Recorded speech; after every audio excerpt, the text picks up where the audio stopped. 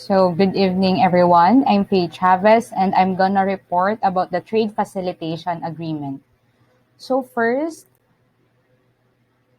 what is the Trade Facilitation Agreement? So, the WTO Trade Facilitation Agreement is the first multilateral trade agreement to be concluded since the first establishment of the World Trade Organization. So it contains specific provisions for expediting the movement, release, and clearance of goods, including the goods in transit. It also sets out measures for effective cooperation between the customs and other appropriate authorities on trade facilitation and customs compliance issues. It further contains provisions for technical assistance and capacity building in this area. So when we say multilateral, it is about having members or contributors from several groups, especially several different countries. So let's talk about those some of those specific provisions. Okay. So first, let's discuss about the release and the clearance of goods. So we all know that time is a valuable commodity. So several TFA provisions will facilitate more rapid movement of goods across borders, such as through the release of products even before the final determination of customs duties, expediting shipments from certain air cargo, and prioritizing the perishable goods. Next is the availability of information on rules and procedures.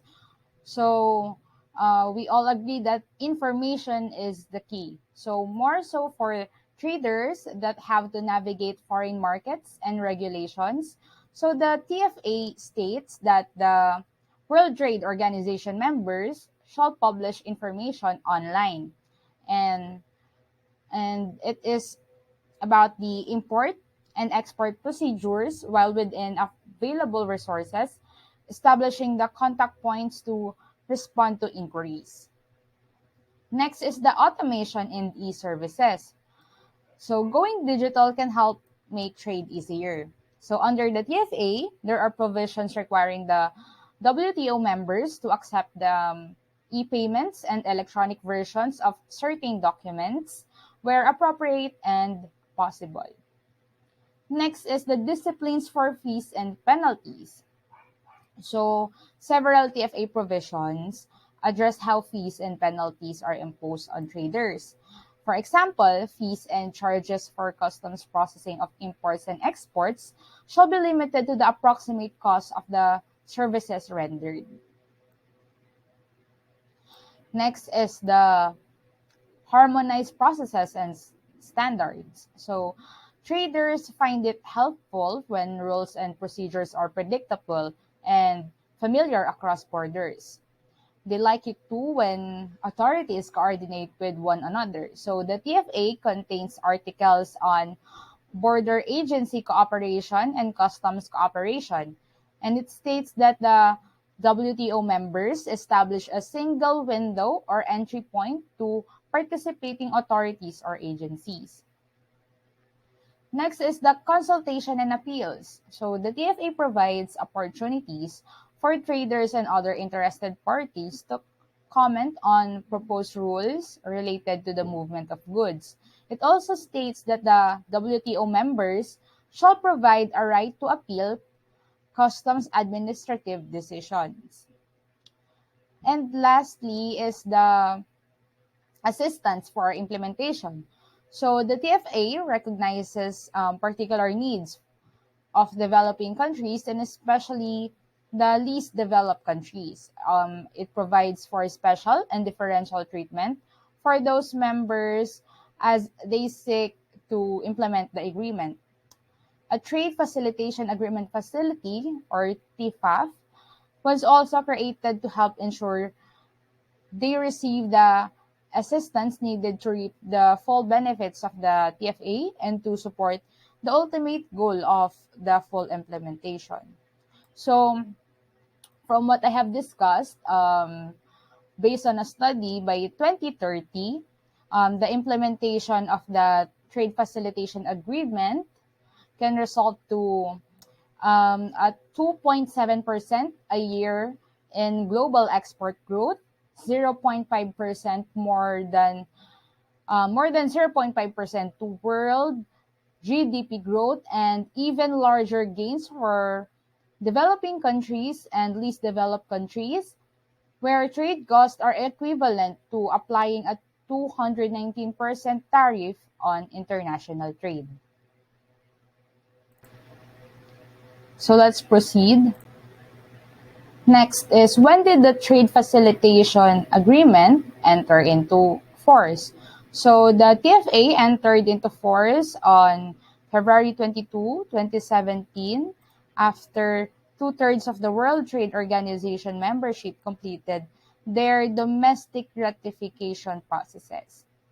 So when we say ratification, it's about it occurs when a law, treaty, or other legal binding document is signed into law by some kind of agent, and the person that the agent is representing approves it. So in short, ratification is just a way of saying that a document received someone's final approval. So next. So what are the benefits of implementing the Trade Facilitation Agreement? So estimates show that the full implementation of the TFA could reduce trade costs by an average of 14.3% and boost the global trade up to $1 trillion per year, with the biggest gains in the poorest countries. For the first time in the WTO history, the requirement to implement the agreement is directly linked to the capacity of the country to do so. A trade facilitation agreement facility has been created to help ensure the developing and the least developed countries obtain the assistance. So for further information about those benefits, it is available in a 2015 study by the WTO economist. Next. So does the WTO provide technical assistance and capacity building on the trade facilitation? So technical assistance, yes, they provide. They provide technical assistance for trade facilitation is provided by the WTO. WTO members and other intergovernmental organizations, it includes the World Bank, the World Customs Organization, and the United Nations Conference on Trade and Development, or UNCTAD. So in July 2014, the WTO announced the launch of the TIFAF, the ones that I have discussed earlier. So the facility became operational with the adoption of the Trade Facilitation Protocol on November 27, 2014. So with all the discussed scope and everything about the TFA, it is vital to monitor the implementation of the TFA to gauge its progress, identify problems, and assess how well the special and differential treatment provisions of the agreement are working. So monitoring the implementation of the TFA should include evaluation of economic outcomes so as to provide a better picture of how the TFA is working to reduce trade costs and increase the trade. So the World Trade Organization, or the WTO, together with the other international organizations and regional development banks, should invest more resources in the collection of data, particularly on implementation cost, improvement of existing indicators, and analytic tools and development of new ones so as to better monitor and evaluate the implementation of the TFA. Thank you.